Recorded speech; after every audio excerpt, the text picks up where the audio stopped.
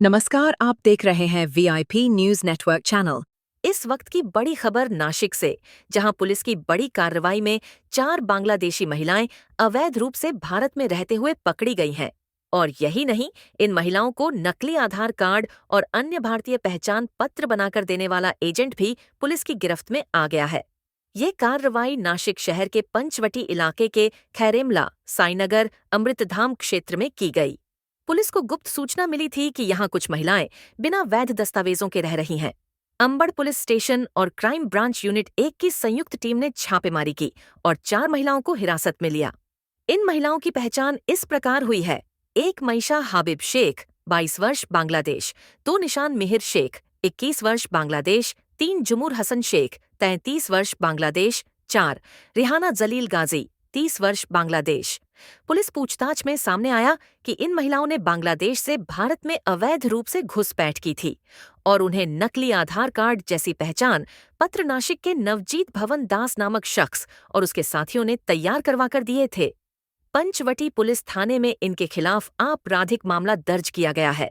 In पर भारतीय दंड संहिता, विदेशी नागरिक कानून और पासपोर्ट कानून के तहत केस दर्ज किया गया है। यह पूरी कार्रवाई पुलिस आयुक्त श्री संदीप कर्णिक, उपायुक्त गुन्हे श्री किरण कुमार चौहान और सहायक पुलिस आयुक्त श्री संदीप मिटके के मार्गदर्शन में की गई। देश और समाज से जुड़ी ऐसी ही महत्वपूर्ण खबरों के लिए चैनल को लाइक करें, शेयर करें और सब्सक्राइब करना न भूलें। चैनल संपादक इब्राहिम खटीक, नासिक।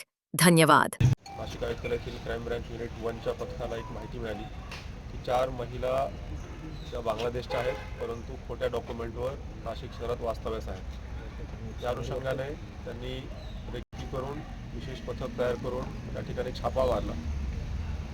तर त्या ठिकाणी असं आढळून आलं, अमृतधाम येथील एका पत्र्याच्या खोल्यामध्ये ह्या 4 महिला राहत होत्या। एका पुरुष व्यक्तीने त्यांना इथे भाड्याने आणलेलं होतं। त्यांच्याकडे त्यांच्या डॉक्युमेंटची चौकशी केली असता त्यांच्याकडचे जे डॉक्युमेंट्स आहेत, आधार कार्ड सारखे, हे फेक डॉक्युमेंट आढळून आले।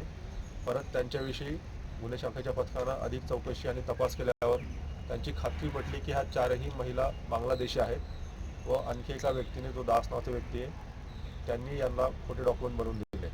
यावरून या 4 व्यक्तींना, 4 महिलांना तसेच एक पुरुष यांना अटक करण्यात आलेली आहे आणि त्यांच्याविरुद्ध विविध कायद्यान्वये तसेच पारपत्र अधिनियम याच्यान्वये गुन्हा दाखल करण्यात आलेला आहे आणि पुढील तपास सुरू आहे। महिला सुरत येथून इथे आलेल्या अशी प्राथमिक माहिती आहे।